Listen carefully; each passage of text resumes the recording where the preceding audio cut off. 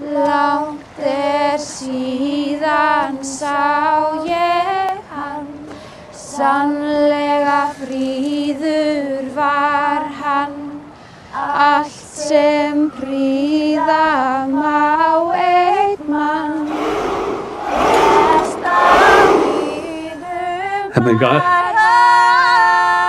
creator of heaven and earth, mercy on my soul. Mætt af táraflóði, því drega manna.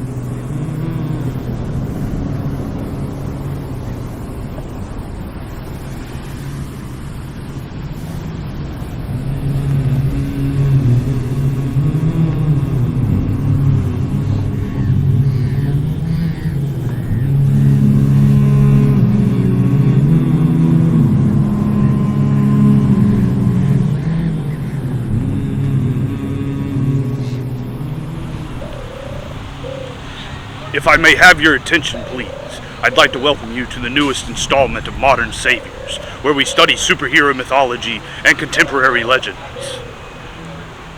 Being the ideal to strive towards certainly comes with its stumbles and falls. However, the heroes that you will inspire along the way will keep you standing tall.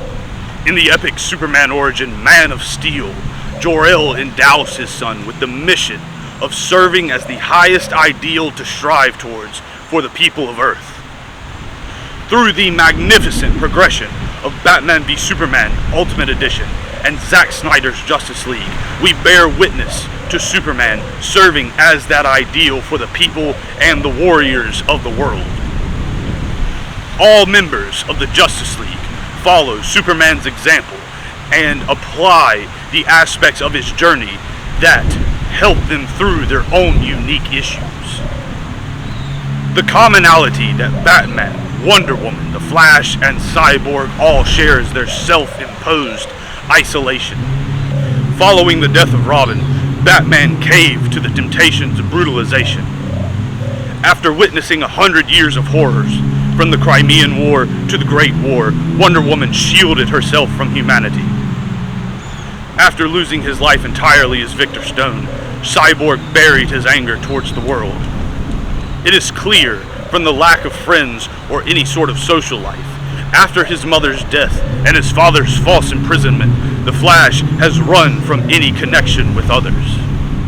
At the conclusion of this epic Justice League tale, all of them are brought out of their self-imposed isolation through Superman's shining example. However, none quite as drastically as the Aquaman. The Aquaman follows the Superman because due to him, we have not to risk the adventure alone, for the heroes of all time have gone before us. The labyrinth is thoroughly known. Through his challenges in BVS, Superman has done something beyond the normal range of achievement or experience. This serves as an initial call to action for the other heroes to come out of their self-imposed isolation and defend the world he gave his life for. The numerous problems that burdened Superman allowed him to forge a path through all of that adversity. What are the solutions to problems such as possessing limitless power, existing as opposite identities, and the pressures of public opinion. The path that Superman carved through the labyrinth showed Aquaman how to navigate being from two different worlds, how to serve an honorable role in his culture, and put his limitless power to use.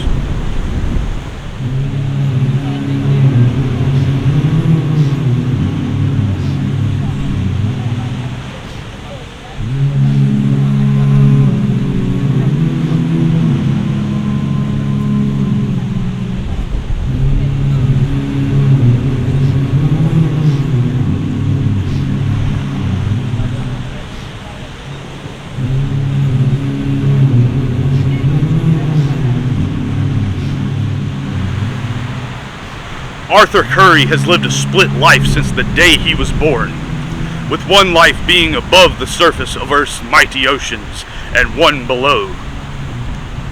Aquaman's similarities with Superman begin here, with the most fundamental commonality being the conditions of their birth.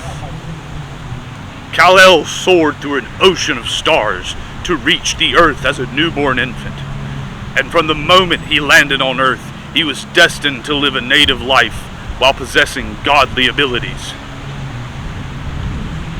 granted to him by his home world. The sun grants Superman his godly abilities through his Kryptonian biology, just as Aquaman's Atlantean biology grants him the capabilities of a sea dweller. However, their home worlds do not also provide them with this seemingly limitless power, but they also grant them a role within that society.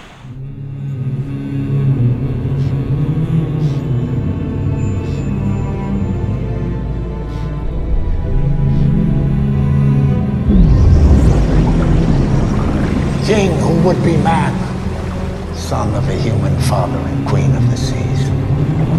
All the time I wasted trying to keep the promise I made to your mother. Are you finished, old man? You never sleep in the same place twice. Yet, you keep coming back here. I like it. It's quiet. It's your inheritance. You're the rightful king of Atlantis. Through Volko's inducement, we learn that the firstborn son of the Queen is the rightful heir to the throne, and he should be ruling them, and not his warmongering brother.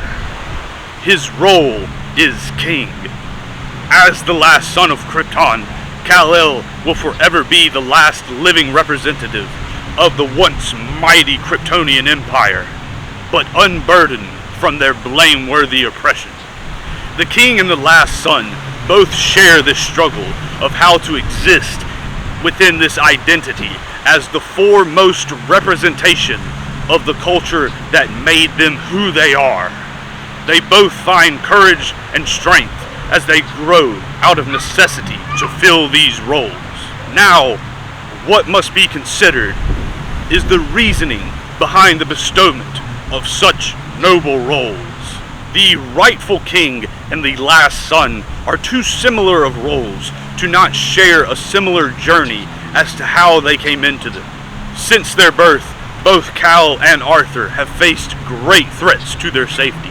Planetary destruction threatened the life of Kal-El, while civil war below the surface of the waves threatened the newborn rightful king. We learn how Arthur Curry shares this fundamental quality in Zack Snyder's Justice League when he speaks with Mara. Arthur and Mara have an intense discussion of Arthur's mother.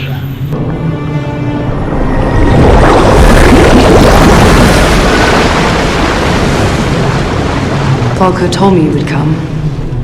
The firstborn of beloved Queen Atlanta. Wait!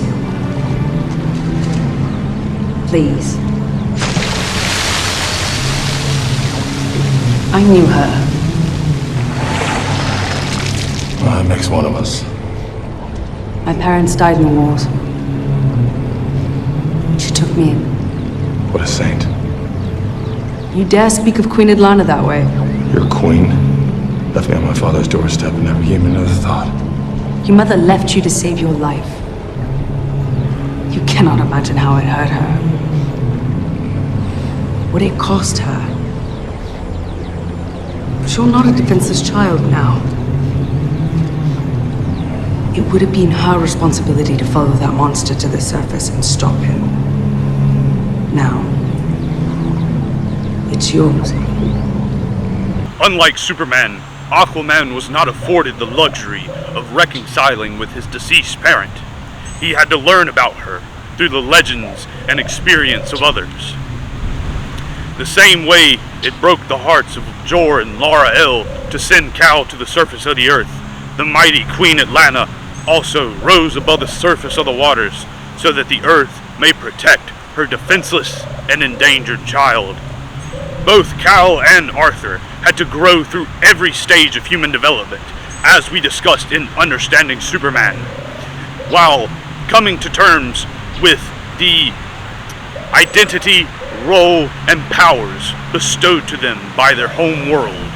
As they became men, they learned how to use their powers effectively, and the only thing that satisfied the sorrows that they suffered from their split lives was selflessly serving others.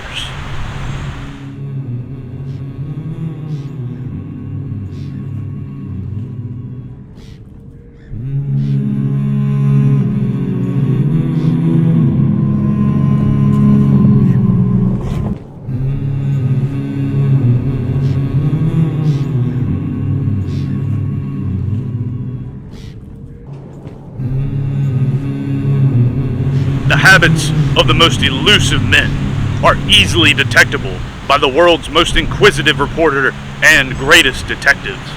Between the first and second acts of the unfeignedly magnificent Man of Steel, Lois uses her skills as an investigative journalist to track Superman down to Smallville.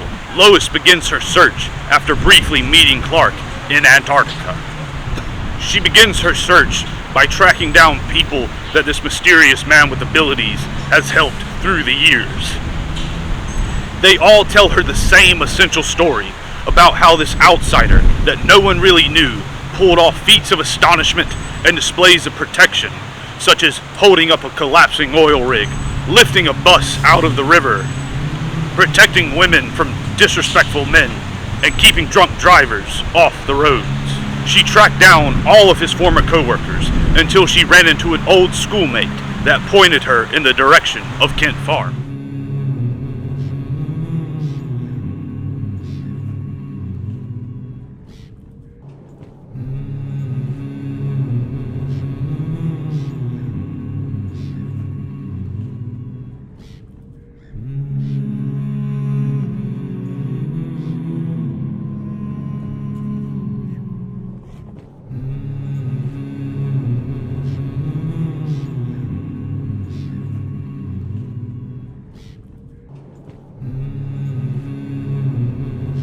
After meeting Martha, she walks out to the graveyard, and Clark appears once she had found his father.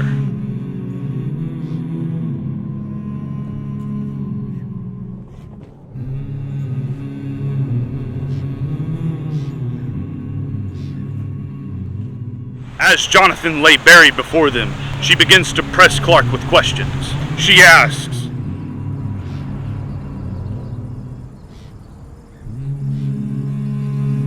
I figured if I turned over enough stones, you'd eventually find me.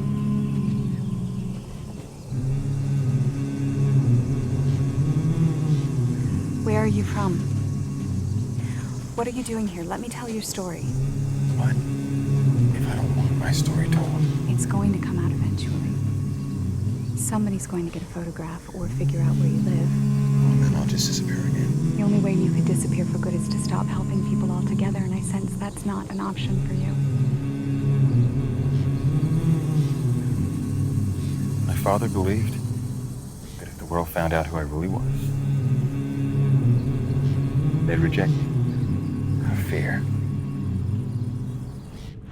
Lois rescinds from the conversation as she listens to him about his perspective and his care over his actions. His unbroken pattern of helping people, disappearing, and then helping people again allowed Lois to backwards engineer his journey so far so that she may find out who Clark really is before his emergence as Superman. Bruce Wayne is able to track down the ever-elusive Aquaman in the exact same manner. His pattern of helping sailors, villagers, the hungry, and the powerless created legends about him wherever he appeared. Once Bruce is able to deduce that Aquaman brings fish to the hungry villagers the day after the king tide, a natural phenomenon that grounds choppers, traps boats, and makes mountains impassable. He arrives the day after, having climbed the insurmountable.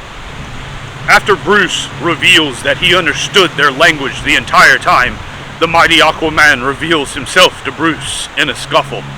As they walk out to the shoreline, Bruce exclaims that, If the fight comes, we'll need you. Don't count on it, Batman. Why not? It's not like you coming here digging into my business, getting into my life. I want to be left alone. That way you do this? Way you help these people out here in the middle of nowhere? I've read the stories, your good deeds you think no one sees? You'll join us. Strong man is strongest alone. You ever heard that? You ever hear of Superman? He died fighting next to me. My point exactly. Believe we were stronger together. We owe it to him. I don't know anyone anything.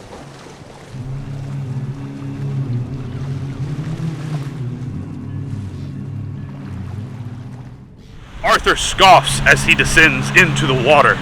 Aquaman insists that he is stronger within his walls of isolation, so Bruce inquires that if he had ever heard of the Superman.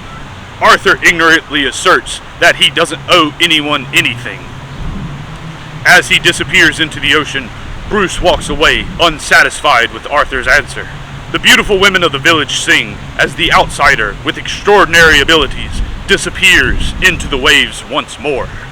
The discovery of Clark Kent and Arthur Curry establish humble and honorable beginnings for both men. Since their public identity and their journeys have similarities, they will share these similarities all the way back to their origin. Clark's questioning of Lois to see if she had considered if he didn't want his story told bears great similarity to Arthur telling Bruce that he did not want him getting into his business and getting into his life. Both men were clinging to their self-imposed isolation out of fear of the adversity that they would face upon coming into their roles as Superman and the King of the Seas. Lois found Clark by retracing his steps to find out where he had appeared. Bruce found Arthur by studying specific places for appearances. As self-isolating as both men were early in their journeys, they knew that they couldn't disappear forever, because that would mean abandoning the people that relied on them.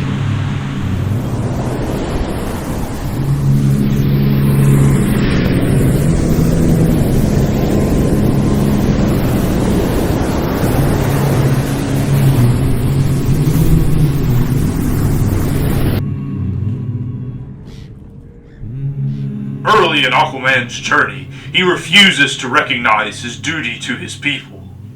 After Batman's initial call to arms and learning of Superman's sacrifice, he begins to open up to his calling.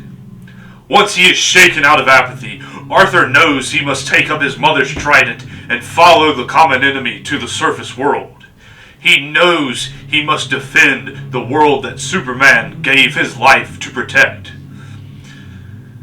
He found his stake in the fight when his mother world was threatened with annihilation. Aquaman's reluctance to quell his self-isolation perfectly aligns with Joseph Campbell's wisdom in saying, in the first stage of this kind of an adventure, the hero leaves the realm of the familiar, over which he has some measure of control, and comes to a threshold, let us say the edge of a lake or sea, where a monster of the abyss comes to meet him. In this case, Batman serves the role as the monster from the abyss that comes to pull him from his familiar, controlled isolation. Even Batman would not have been pulled out of his own isolation without witnessing the Superman's sacrifice. In Campbell's novelized interview, he states that we're not going on our journey to save the world, but to save ourselves. But in doing that, you save the world.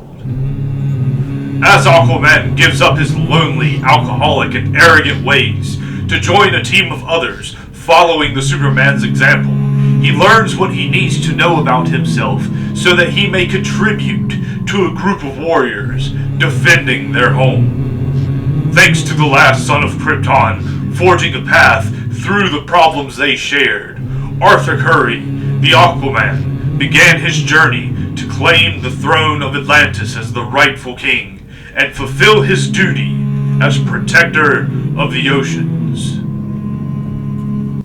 We see a visual representation of what we have studied here tonight with this scene where the Justice League resurrects Superman.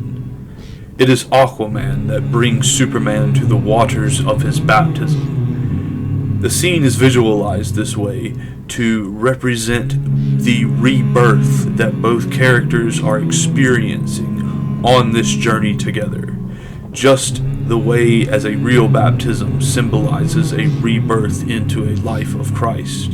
Here, both characters are being reborn together, Superman literal and Aquaman reborn a king.